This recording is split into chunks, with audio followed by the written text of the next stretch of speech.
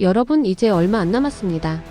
대한민국 축구 팬들이라면 이번 월드컵에서 이 팀을 꼭 알아야 합니다. 16년 전 아프리카 땅에서 처음으로 월드컵이 열렸을 때 그 역사적인 개막전에 첫 번째 골을 넣은 팀. 부부젤라 9만 4천 개가 동시에 울려 퍼지던 그 순간의 주인공. 그리고 이제 16년의 긴 침묵을 깨고 돌아온 그 팀이 2026 북중미 월드컵에서 대한민국의 같은 조 상대로 등장했습니다. 이름하여 바파나 바파나. 소년들의 소년들이라는 뜻의 줄루어 닉네임을 가진 남아프리카 공화국 대표팀입니다. 그런데 여기서 반전이 있습니다. 한국은 월드컵 불과 2달여 전에 치른 3월 유럽 원정 평가전에서 코트디부아르의 0대4, 오스트리아의 0대1로 연패를 당했습니다. 반면 남아공은 바로 그 시기에 홈에서 차분하게 전력을 점검하며 준비를 이어가고 있었죠. 과연 두 팀 중 어느 팀이 더 위기이고 어느 팀이 더 위협적일까요? 오늘 끝까지 보시면 답이 나옵니다. 구독과 좋아요 먼저 눌러주시고 시작합니다. 바파나 바파나는 어떤 팀인가? 바파나 바파나. 이름부터 리듬이 있죠? 부르면 절로 흥이 납니다. 남아프리카 공화국 국가대표팀은 노란 유니폼을 입고 아프리카 특유의 에너지와 피지컬로 상대를 압도하는 팀으로 유명합니다. 근데 이 팀이 이번 2026 월드컵에 나온다는 사실 자체가 굉장한 의미를 가집니다. 왜냐고요? 2010년 자국에서 월드컵을 개최했던 이 팀이 무려 16년 동안 월드컵 본선을 밟지 못했으니까요. 나이지리아, 세네갈, 가나 같은 아프리카 강호들에 밀려 예선에서 번번이 고배를 마셨습니다. 그러다가 2025년 10월 남아공이 드디어 2026 월드컵 아프리카 예선 시조를 1위로 통과하며 자동 진출을 확정했습니다. 그것도 전통 강호 나이지리아를 제치고요. 16년 만에 귀환. 그냥 귀환이 아니라 서력을 꿈꾸는 귀환입니다. 2026 월드컵 A조에서 남아공은 공동개최국 멕시코, 대한민국 그리고 유럽 플레이오프 D 승자인 체코와 맞붙게 됩니다. 피파 랭킹 기준으로 보면 한국이 25위, 남아공이 62로 수치상 한국이 우위에 있긴 합니다. 하지만 월드컵에서 숫자가 전부가 아니라는 건 우리가 너무 잘 알고 있죠. 감독 위고 브루스. 이 벨기에 노인네가 심상치 않다.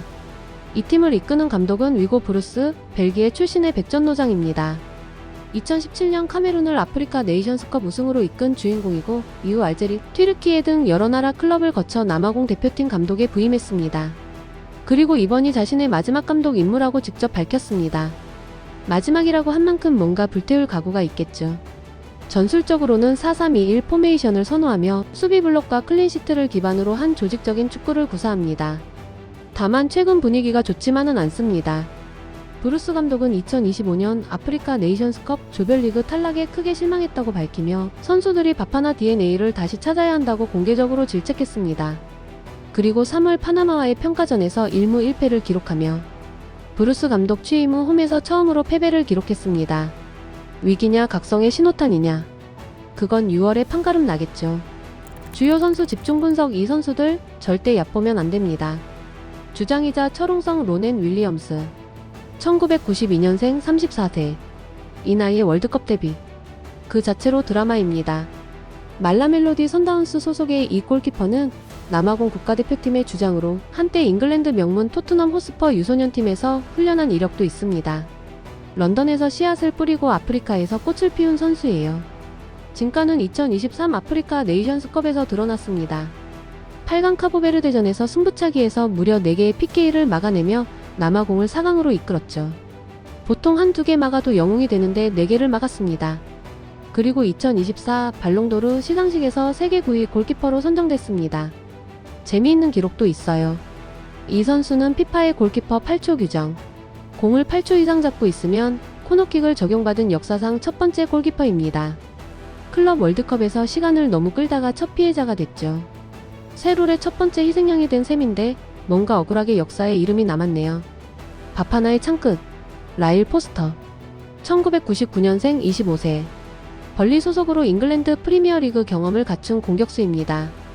국가대표 24경기에 10골 이상을 기록한 바파나의 최고 공격 카드. 이름이 포스터인데 진짜로 포스가 넘칩니다.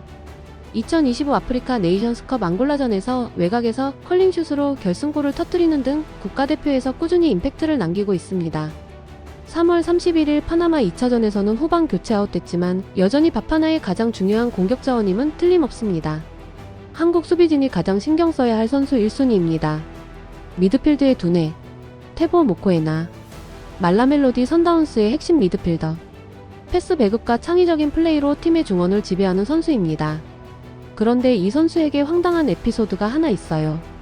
2025년 3월 월드컵 예선 레소토전에서 출장 정지 상태임을 모르고 경기에 뛰었다가 남아공이 3대0 몰수패를 당했습니다. 알고 보니 담당 관계자가 그 순간 얼음을 가지러 가다가 경고 누적을 확인하지 못한 것이었습니다. 얼음 한 잔이 승점 3점을 증발시켰습니다. 국제 무대에서도 좀처럼 들을 수 없는 황당한 실수죠. 모코에나 본인도 이 일로 심리적으로 오랫동안 힘들었다고 털어놨습니다. 다행히 이후 남아공이 예선을 통과하며 해피엔딩을 맞이했습니다. 그 외 주목할 선수들. 오수인 아폴리스는 3월 27일 파나마 1차전에서 동점골을 터뜨리며 바파나를 1대1 무승부로 이끈 폭발적인 윙어입니다. 측면에서의 드리블과 결정력이 돋보이는 선수예요. 은베케젤리 은보카지는 3월 31일 파나마 2차전에서 원거리 쐐기 슈팅으로 동점골을 기록하며 팬들을 열광시켰습니다. 미국 MLS 시카고 파이어 소속으로 브루스 감독이 MLS 이적에 대해 공개적으로 불만을 표시했음에도 계속해서 기회를 받고 있는 선수입니다. 중앙 수비수 시아본과 응애자나는 루마니아 FCSB에서 유럽 경험을 쌓아온 핵심 수비수이지만 무릎 부상으로 인해 월드컵 출전 여부가 불투명한 상황입니다. 만약 빠진다면 남아공 수비 라인에 꽤 큰 공백이 생깁니다. 강점과 약점. 냉정하게 분석합니다. 강점 첫째. 수비 조직력. 브루스 감독 취임 이후 수비 안정성이 팀의 정체성이었습니다. 로넨 윌리엄스 본인이 클린시트가 우리를 만들었다고 말할 정도죠. 강점 둘째. 역습의 속도. 아폴리스 모포킹 포스터로 이어지는 역습 라인이 날카롭습니다. 한국이 공격에 가담하는 순간 순식간에 치고 나오는 패턴은 특히 위험합니다. 강점 셋째. 피지컬과 활동량. 90분 내내 전력 질주를 멈추지 않는 체력과 강한 몸싸움은 아시아 팀들이 특히 고전하는 요소입니다. 약점 첫째. 결정력 부재. 3월 파나마 2차전에서 남아공은 좋은 기회를 여러 차례 만들고도 마무리를 못지어 패배를 자초했습니다. 찬스는 만드는데 골이 안 나오는 문제가 반복되고 있어요. 약점 둘째. 미드필드 깊이 부족. 자체적으로도 중원의 깊이가 가장 취약한 부분이라고 평가됩니다. 핵심 선수인 모코에나나 핵심 미드필더가 부진하면 경기 운영이 흔들립니다. 약점 셋째. 빅토너먼트 경험 부족. 16년 만에 월드컵입니다. 이번 스쿼드 대부분이 월드컵 본선 경험이 전무합니다. 그 압박감을 어떻게 소화하느냐가 관건입니다. 이슈와 에피소드. 이 팀은 이야깃거리도 많다. 부부젤라와 모든 아프리카를 위한 골. 2010년 6월 11일 9만 4천 명이 운집한 사커시티 스타디움. CP의 차발라가 왼발 컬링슛으로 그대의 역사상 첫 번째 골을 기록했습니다. 영국 해설자 피터 드루리의 외침. 골포 사우스 아프리카. 골포 아프리카는 지금도 명장면으로 회자됩니다. 경기는 1대1 무승부로 끝났고 이 골은 피파 올해의 골 푸스카스 어워드 후보에도 올랐습니다. 그런데 정작 남아공은 그 대회에서 조별리그를 넘지 못했죠. 개최국 최초 조별리그 탈락이라는 불명의 기록의 주인공이기도 합니다. 역사적인 골과 역사적인 굴욕을 동시에 간직한 팀입니다. 그리고 흥미롭게도 남아공의 2026 월드컵 첫 경기 상대는 다시 멕시코입니다. 6월 11일 2010년의 그날로부터 정확히 16년 후에. 이건 시나리오 작가도 이렇게 못 씁니다. 얼음 담당자 사건 다시 한번. 이미 말씀드렸지만 두 번 언급해도 아깝지 않습니다. 팀 관계자가 얼음 가지러 갔다가 모코에나의 경고 누적을 놓쳐서 국가대표팀이 몰수패를 당했습니다. 당시 체육부 장관이 직접 조사를 지시할 정도로 파장이 컸습니다. 얼음 한 조각이 나비 효과를 일으킨 역대급 사건. 조직 관리 시스템의 민낯이 드러난 순간이었죠. 감독 발언 논란과 내용. 2025년 12월 브루스 감독의 특정 발언이 인종차별, 성차별적이라는 논란이 불거졌고 주장 로넨 윌리엄스조차 지금 캠프 분위기가 이상하고 어색하다고 공개적으로 말할 정도였습니다. 월드컵을 앞두고 터진 내용이었지만 이후 어느 정도 봉합됐습니다. 다만 팀 케미스트리가 완전히 회복됐는지는 6월에 가봐야 알겠죠. 최신 근황. 양국 모두 위기다. 남아프리카 공화국 최신 근황.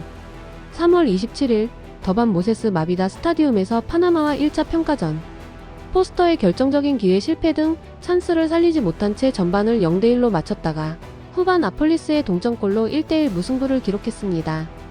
그리고 3월 31일 케이프타운 DHL 스타디움에서 열린 2차전. 은보카지의 환상적인 중거리 슈팅으로 동점을 만들었지만 결국 1대2로 역전패를 당했습니다. 브루스 감독 취임 후 홈에서의 첫 번째 패배였습니다. 결과가 썩 좋지 않습니다. 하지만 브루스 감독은 앞으로 몇 달간 더 테스트해볼 선수들이 있고 팀을 더 좋고 강하게 만들 수 있다고 밝혔습니다. 위기 속에서 진짜 저력을 숨겨두고 있는 건지 아니면 진짜로 준비가 덜 된 건지는 6월에 판명납니다. 대한민국 최신 근황. 솔직히 말씀드리면 한국도 편하게 이 영상을 볼 상황이 아닙니다. 3월 유럽 원정에서 코트디부아르의 0대4, 오스트리아의 0대1로 연패를 당하며 홍명보 감독이 결과를 가져오지 못해 죄송하다고 고개를 숙였습니다. 특히 두 경기 모두 무득점이었다는 점이 뼈아픕니다. 공격 과정 대부분을 이강인 한 명에게 의존하는 구조.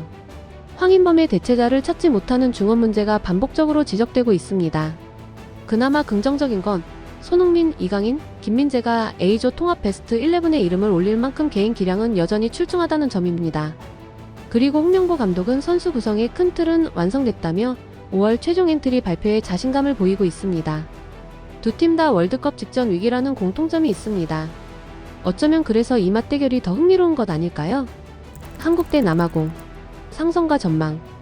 두 팀의 맞대결은 6월 25일 오전 10시 멕시코에서 열립니다. A조 3차전이라는 점에서 이 경기는 16강 진출을 가르는 결정적인 분수령이 될 가능성이 높습니다. 전술적 상성을 분석하면 한국은 점유율 기반의 빌드업 축구를 선호하고 남아공은 수비 블록을 친 뒤 빠른 역습을 노립니다.